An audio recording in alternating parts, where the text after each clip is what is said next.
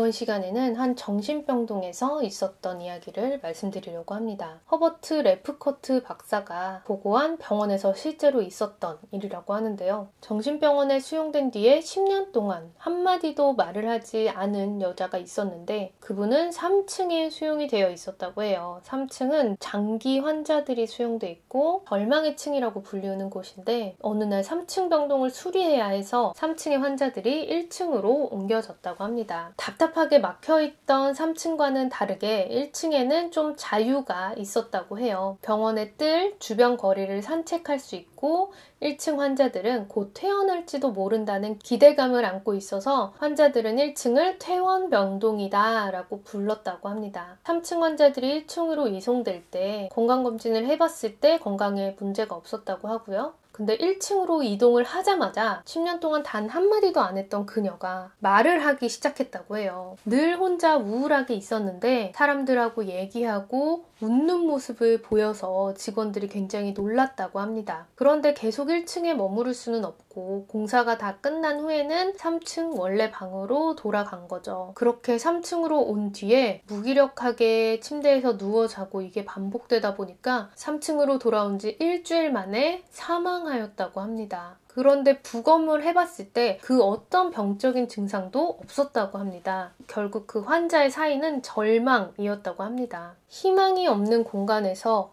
절망을 느껴서 그것이 결국 사망까지 이르게 했다는 거죠. 내 스스로가 나를 통제할 수 없다? 그 통제 불가능의 절망은 정말 우리의 생명에까지도 영향을 미치는 부분이라고 보여집니다. 그래서 레프코트 박사는 암병동이나 백혈병에 걸린 소아병동, 양로원 등은 환자들에게 일상생활의 많은 면을 통제 권한을 줘야 된다라고 주장을 했다고 해요. 예를 들면 적어도 식사 메뉴 2개 중에 하나를 고르게 한다거나 커튼 색깔을 고르게 한다거나 이렇게 본인이 통제하는 것, 그런 것들을 줘야 절망적이지 않고 무언가 본인이 선택을 하고 있고 스스로 통제할 수 있는 환자가 회복도 빠르고 더 오래 살며 더 행복해진다는 것이다. 제가 이 말씀을 드리는 이유는 책에 나와 있는 내용인데 어쨌거나 회사를 다녀야 한다면 이라는 책입니다. 특히 이 부분을 읽어드린 게 우리가 우리 스스로 본인이 선택권이 있고 좀 통제 가능하다. 그런 환경에 나를 넣어야지 덜 절망적이고 그래서 더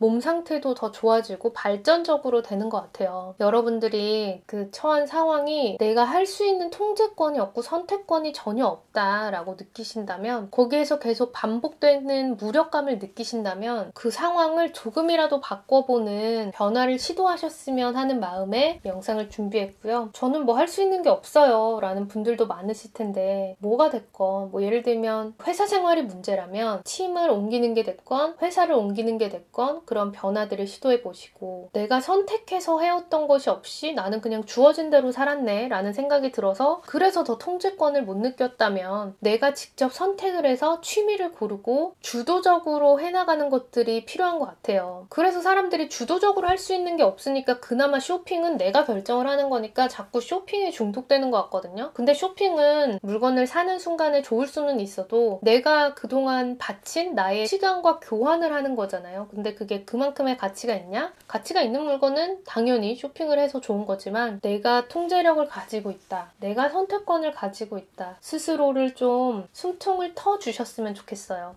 그 숨통을 트시는 데에 내가 할 수 있는 것은 없어 라고 하기보다는 그 변화들을 직접 만들어 나가셨으면 좋겠습니다. 이 어쨌거나 회사를 다녀야 된다면 책에서 말씀드릴 만한 내용들 좀 더 말씀드릴게요. 할 수 없다고 믿으면 정말 할 수 없다. 인간은 환경을 구별할 수 있고 자기가 어떤 환경에서는 무기력하고 무기력하지 않은지 학습할 수 있다. 그래서 한번 좌절한 경험이 있는 환경에 다시 노출이 되면 그때 그 기억이 그를 지배하게 된다. 예를 들어서 한 과목 시험 망치고 나면 계속 그 과목 망치는 경험 있으신가요? 저는 있거든요. 중학교 2학년 때 수학 과목을 한번 망치고 나서 그 이후로 이제 수학 시험 시간만 되면 너무너무 불안하고 막 숨이 가쁘고 이랬던 경험이 있거든요. 내가 한번 못한다라는 것이 나의 경험에 이제 바뀌게 되면 그게 쉽지 않은 것 같아요. 그럴수록 내가 변화를 줘서 그거를 극복해 나가야 되는 거고요. 할 수 없다는 생각과 하지 못했었다는 생각이 노력을 마비시키고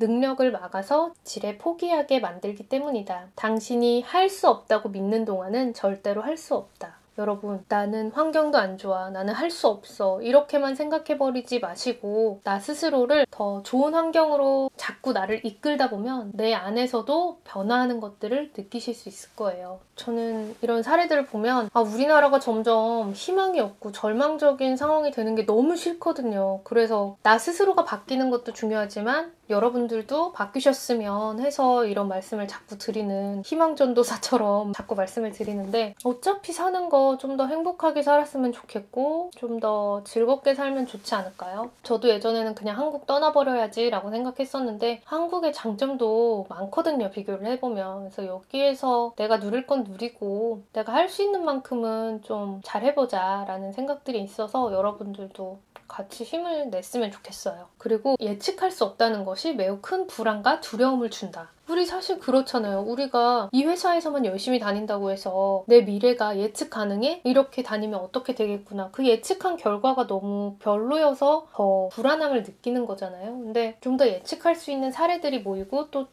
저렇게 살아도 괜찮겠구나 라는 걸 느끼다 보면 좀 더 나아질 테니까 앞으로도 힘이 되어드리는 영상을 찍도록 노력하겠습니다. 힘이 되어드렸는지 모르겠지만 관련해서 궁금하신 거, 의견 있으시면 댓글 남겨주세요. 시청해주셔서 감사합니다.